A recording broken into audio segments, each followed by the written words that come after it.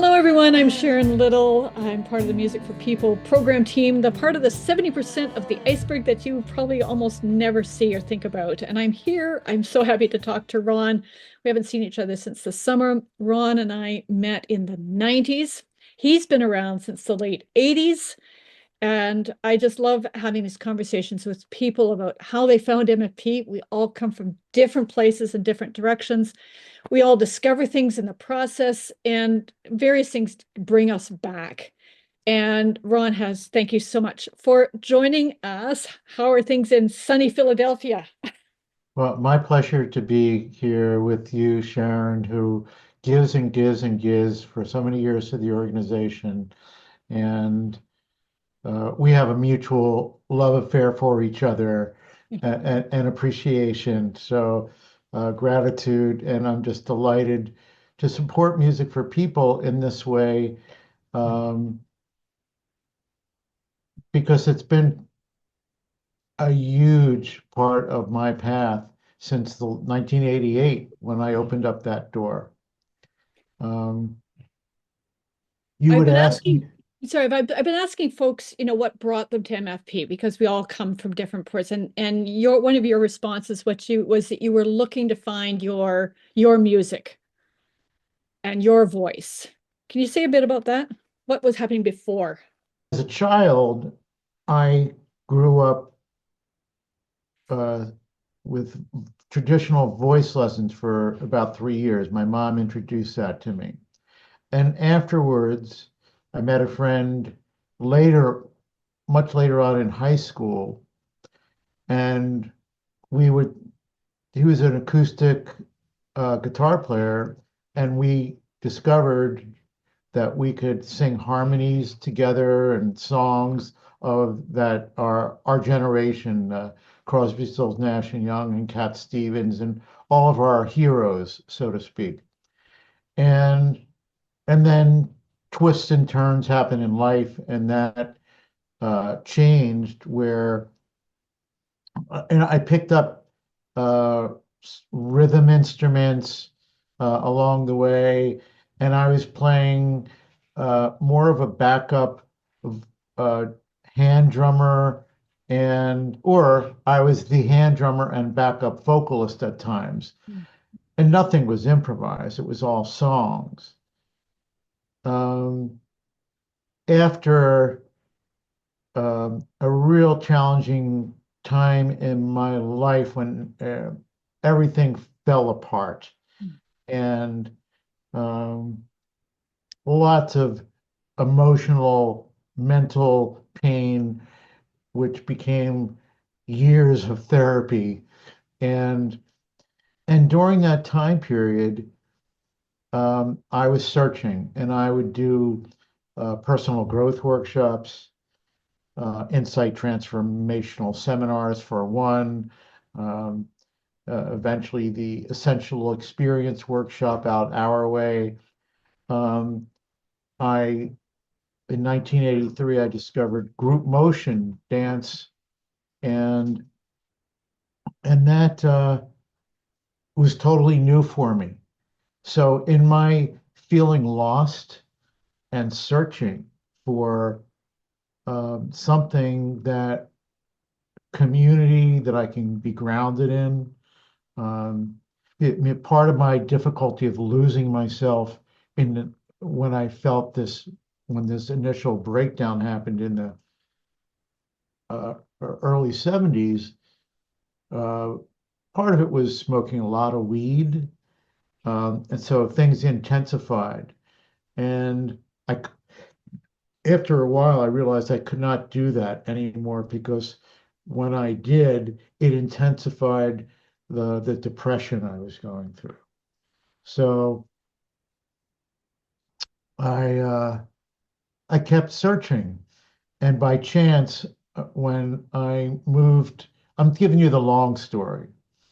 When I moved to Phoenix, Arizona, on a visit, actually, I ended up staying a couple of years with my cousins.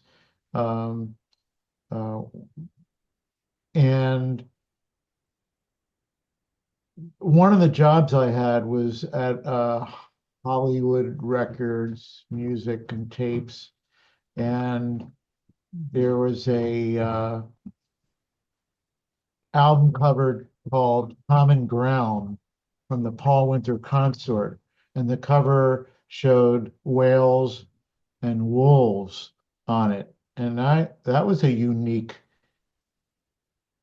difference than anything else I'd seen. And then when I read it, like the notes, they actually made music with whales and wolves, remarkably so.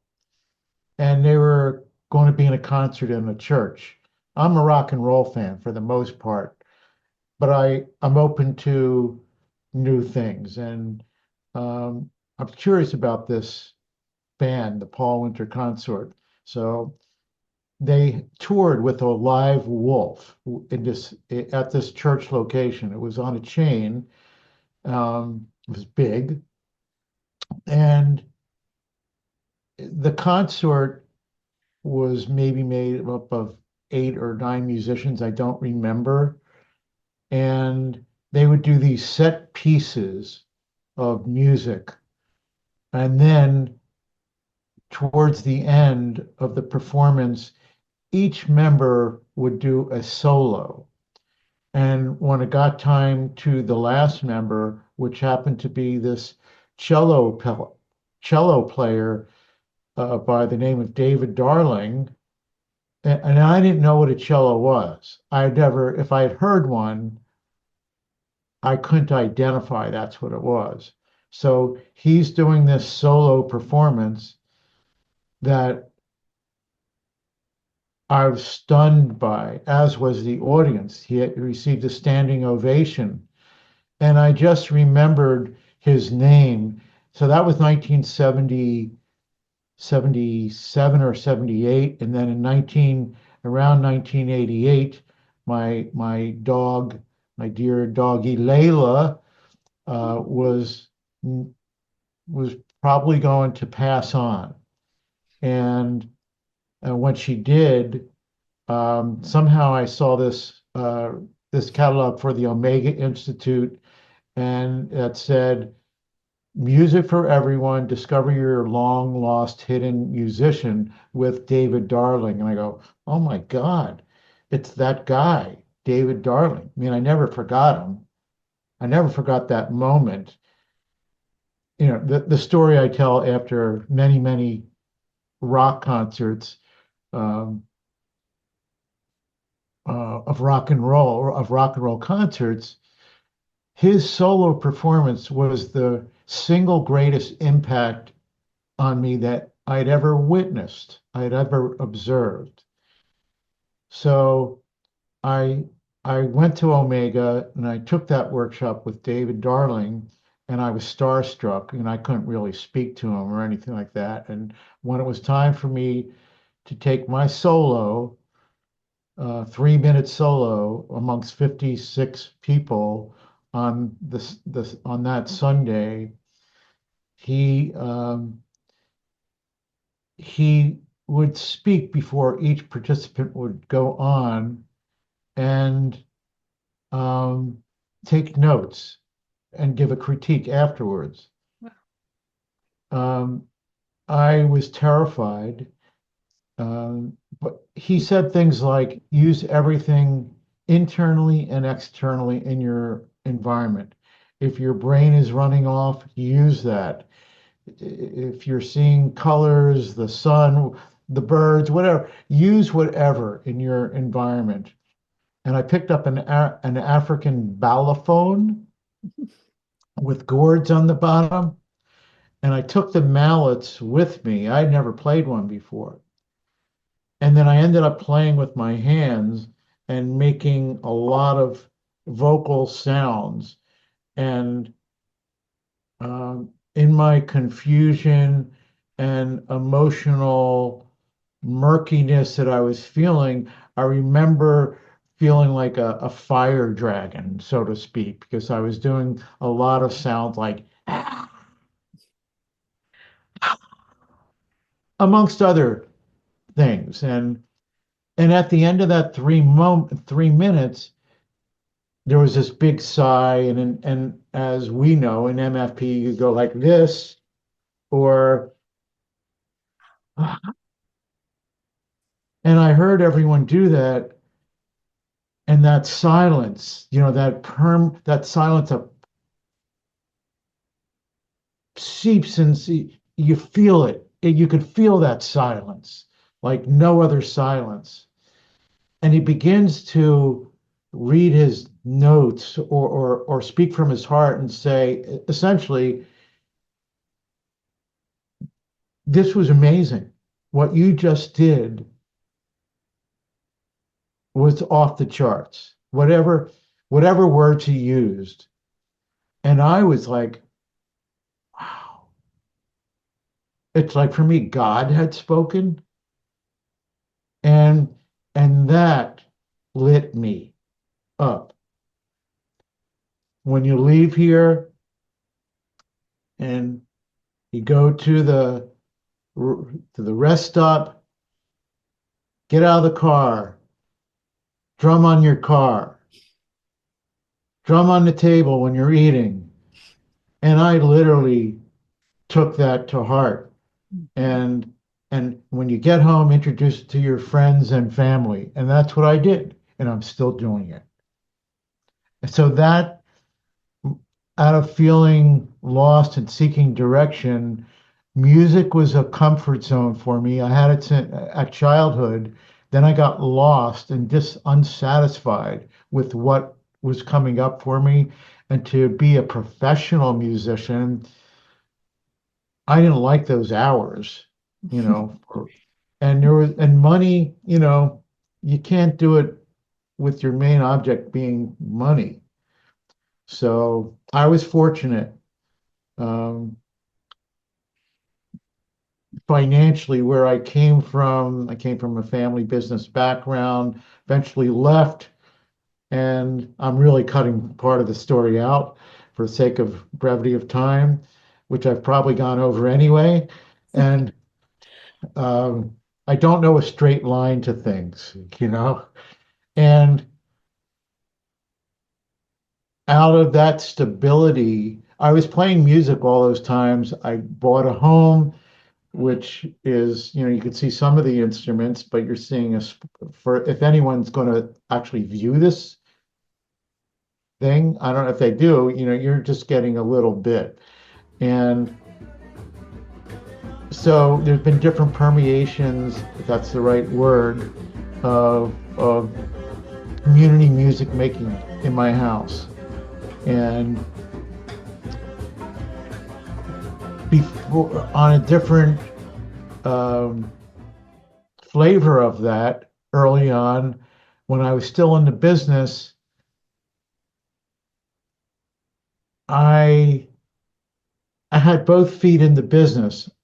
Our business dissolved, and it was on the way to dissolving, and the only other skill I had was music. And I thought I'd already taken MFP workshops. I'm going to really join the program. Which I'd done three other times, and I dropped out because it was too much. Like, oh, you really have to, there's a lot here, um, in some regard. So when I left that business and took those 4 years at the time of the program, um, before I even graduated, I was already leading workshops in the house. And then when I left the business, maybe 2 years later, the Pan Art hung, which David and Mary Knish had already acquired from the Kiental, Switzerland workshop. Um, David had one at one of the workshops. Kravitz, check this out. Checked it out for 5 minutes. Like, it seems okay. And then the next time we had a workshop, I was teaching. There's that instrument again. I took it out and I couldn't stop playing it. And I wanted to borrow David's. He said, I'd love to, but I need it for a gig on Wednesday. Here's the contact information for the people in Switzerland. Long story short, I end up being the representative, U.S. representative for Pan Art Hung for from 2002 to 2007. And it gave me, as far as musically goes, this remarkable sense of stability, nothing like the income I was making in the family business, but it gave this kind of stability that was more than I would make if I were trying to be a play on a stage musician, so which I didn't have time to be anyway, and I just didn't have that kind of skill. I have good enough skill. My goal was to learn how to play with anyone that, or pretty much anyone. And and then over time, I've wanted to increase my ability. And it's not about the notes, how many notes you know. It's about, as I said in early in that interview process, it's putting your spirit into that little bit. And David would often teach us about yay energy and ooh energy. And I use that to the max. And that's how I become inspired. I'm in, we're in this vessel and with all these pressures, and music brings such a gift of joy to ourselves and others. It's the true medicine. It's one of the true medicines. Yeah. And I'm fortunate to have been involved with group motion dance, where I played for musicians, but I also danced as an untrained dancer and learned to move my body and appreciate that. So I've had the best of both worlds, practicing music for people's skills at the Friday for years, which was the Friday night group motion workshop. I'd had a weekly like venue to practice my improvisation skills. And then we do, MFP 4 or 5 times a year. And that's kind of my story. Well, thank you for that. I've only known little bits and pieces all these years. I'm I it's love telling this story because I go off and it just set me, it just, the flame happened. That flame with David after my 3 minute solo gave, look, I'm on the board of directors. I've performed. I look people in the eye with and without music. That wasn't who I was. I did find a direction, whether it was the direction. I'm satisfied with this direction. I've impacted myself, and I see it how it impacts others, how I've impacted others as well. And it's just I grew up taking things for granted on some level. I just didn't know. And I'm still coming out of the shell shock of childhood, and I recommend therapy for anyone. My dear therapist is 92 years old. She just turned 92 years old last week. I'll be 72 tomorrow, so we're 20 years apart. Um, yeah. Well, Ron, for those who are seeing this who know Ron, this will come as no surprise, but I can't think of really anyone else in the MFP community who so deeply embodies and lives so presently in each moment in your improvs and in your groups and when you facilitated breakouts that I've been in there. You just live and breathe this. There's no Ron and this. There's no separation. And I think you know that. But it comes out so beautifully for those of you who are at AOI, the whole incidents with the paper towel on the paper towel moment. Oh my gosh. I wasn't even thinking about that right now. That was amazing. It was amazing, and these things with you and with many of us, but with you in particular, pop up all the time. It's like, and I always, and this has happened with all of us at different levels, but I think my experience with you over the years has been when we don't see each other or talk to each other, we don't need that. We just move into here we are. And I think one of the things you bring through all of this that you've done, and so all of that, is that deep presence all the time. And when you're not there, you're quiet. But being able to move with whatever is there and meeting people right there has been an extraordinary gift for all of us who've been in your presence. So I want you to hear that, which has nothing to do with anything that we're talking, but the story is remarkable. And I think it reflects for all of us how we all come into this for different reasons, but it's something always about meeting ourselves somewhere. I was seen by David, seen and heard. Yeah.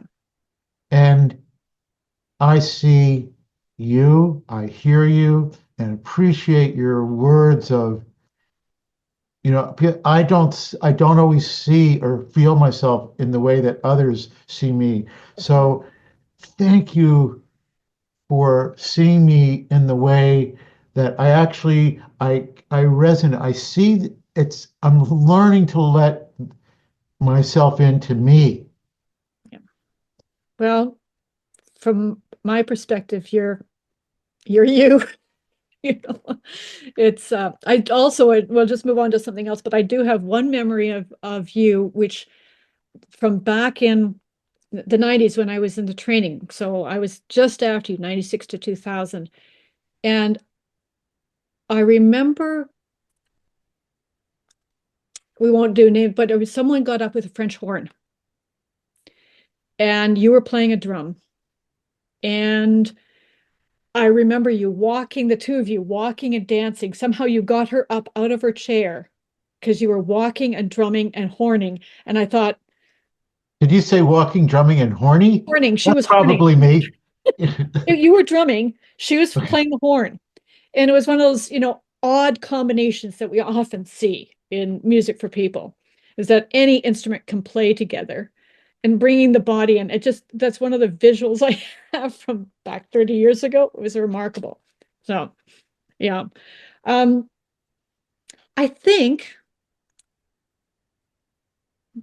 that story is remarkable. I'm just going to leave it there, but I do want to talk, if we can get this out, do want to talk to you to talk a bit about Settlement Music School, because that's an ongoing connection you have, and you've got a weekend coming up this weekend for, again, so speak a little bit about Settlement Music School and what this weekend is about.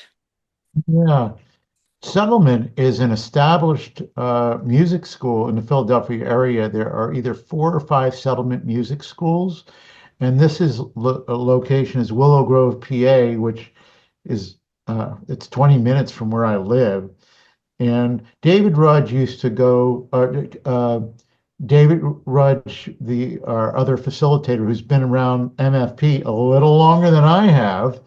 Um, um, his student 25 years ago was the head of the school, Kathleen Kroll, and they hadn't seen each other in or all that time, I think. Um, and somehow they reconnected when David just moved to Philadelphia from Fredonia, and he's here a year. So that's how we got into settlement school, that connection. And she's always loved the work that David did. Um, including David and I believe we have like 43 people registered, which is fantastic, including 10 from settlement students. I think the number is going to go up some, I think.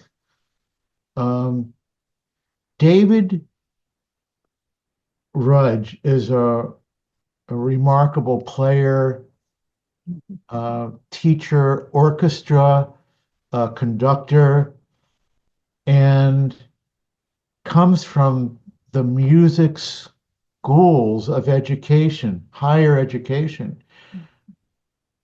I come from another place. I don't come from that place. And really, for years, I felt some intimidation about playing with these musicians. Mm. And then I hear other people saying, I love to play with you, and it has nothing to do with that. So communicating amongst ourselves, listening to each other, not just musically, but in words, giving each other feedback about who we are, those gifts that we are. Um, it's so I've so we're at settlement, and we will tag off at different times. Um, I we may use somewhat of a set list, or we've talked about that, but our training is actually with David. David always had all kinds of notes, and then we do the workshop or concert, and almost never followed a note. He was just in the moment. So that's our both of our training. David is more equipped to actually remember things on the page than I am. I don't have the brain width to do it. So in the moment, it's like, what's needed? It kind of works. I kind of work from that point of view, and it's not without work. It's not so much conscious thought. And then trusting, like it's there and it's going to happen. So what I love about Music for People is this juxtaposition of classically trained and non-classically trained, experience and non-experience. And we have that in our facilitators and our staff. David came from classically trained and he wanted to democratize music making. I remember that as a kind of a keynote. And I love that you and David are kind of coming together, taking everybody, taking them from where they're going to go to wherever they're going to go. And there's no need for intimidation because David's got a doctorate in music, or actually several of our faculty do, but we never really know it or care about that. That's just never an issue, is it? Yeah. It's nothing. Yeah. So you've got 43 people like that. That's a great number. You got people from settlement school coming. We will look forward. People can go to musicforpeople.org and still register. And are you did a concert there in October. Uh, Yeah. and this is Velcro. I'm sorry, I can't do anything about Hey, it. I love kitties. Yeah, this is Velcro. Hey, He's Velcro. very sticky. Um, and you're looking to do another concert in the new year sometime that needs to be put Yeah, together. at Yeah, some point. yeah. So the best thing to do is get on our newsletter and our email newsletter, stay caught up with that, and find us on Facebook and Instagram. It's MFP Improv. Ron, I can't thank you enough for doing this. Kind of on a quick, we've got it together quickly. I'm so glad to see you and hear your story. And and let's go. Have a great weekend. Yeah, Thank you, Sharon. Thank yeah, you. I'm delighted to yeah. be with you, to see you, and yeah. Such a gift. I know, really. Yeah. Thank you, my dear. Velcro says thank you. He wants a cuddle. We won't edit this out because, cats are cute. I think it should not be edited. No, I'm not going to. I don't edit Huh. these. Good, We're good, just good, who good. we are. Okay. Thank you very much. Have a All great right. day and have a great weekend. We'll be in Thank touch. you. Thanks, Ron. God, Sharon. Thank you. All right.